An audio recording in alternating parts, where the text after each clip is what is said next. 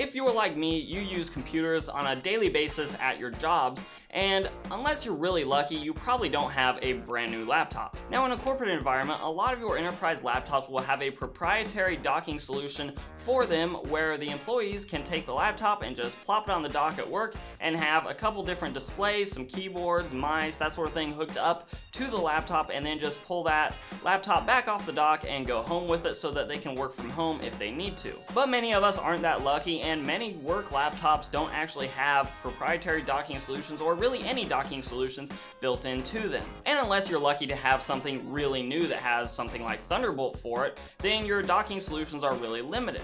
So today I want to look at the Kensington SD3500v. Did I really get that right?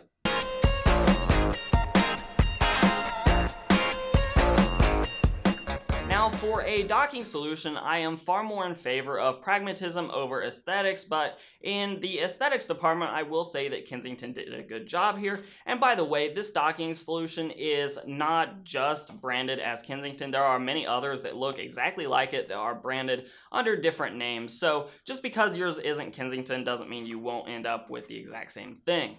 This particular flavor of this docking station, however, does have a matte black outer coating and then sort of a glossy strip down the middle with a couple indicator lights hidden behind that, as well as the I/O all within that glossy sort of strip. Now, this is a display link dock, which basically means for the end user, if you have a free USB 3 port, then it's gonna work. It doesn't really matter on the operating system so long as you have that USB 3 port. You can be flip-flopping between Macs and PCs all you want, and it still should work just as you would expect. Now, for the front I/O, we have, again, those couple indicator lights indicating both power and USB activity. We have two USB 3.0 ports, we have a headphone jack, and a microphone jack. On the backside, we have four USB 2.0 ports, and we have an Ethernet jack right below those, which does perform just about as well as you would expect from any onboard computer solution. So props for that particular Ethernet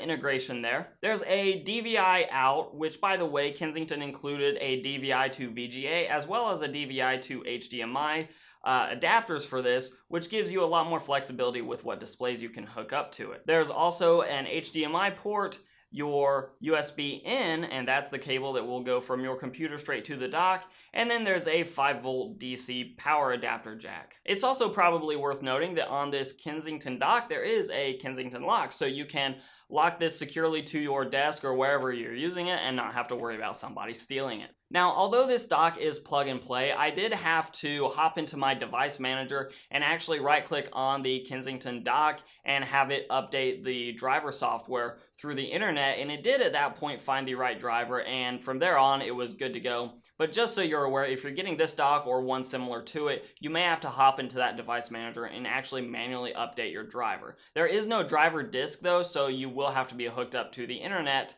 if you're gonna find the right driver. In my brief time playing around with this dock, I have noticed that there may be a slight amount more lag when you are working on the monitor that is hooked up to the dock itself versus the integrated display on the laptop I was using. However, it's not so much that it's really gonna affect your day-to-day productivity tasks. It really just means that you're probably not going to want to do things that require low latency like gaming on the displays hooked up to the dock, but again, it's not something that's going to detract from your ability to use it effectively, or use rather the displays hooked up to it effectively. Now, my current plan for this dock is to integrate it into my work environment. However, my work is virtually done for the summer, so I really won't get a whole lot of hands-on time with this dock and my work computer until this fall. But I do plan on coming back with a full type review of this dock, so if you want to see that, give me a comment down below and tell me types of things you might want to have tested on this. Things like data transfer rates to the USB ports, or the Ethernet speed versus a wireless adapter on a laptop. And as I mentioned before, there are a lot of different variants of this dock with different brands, so you may be able to find it a little bit cheaper depending on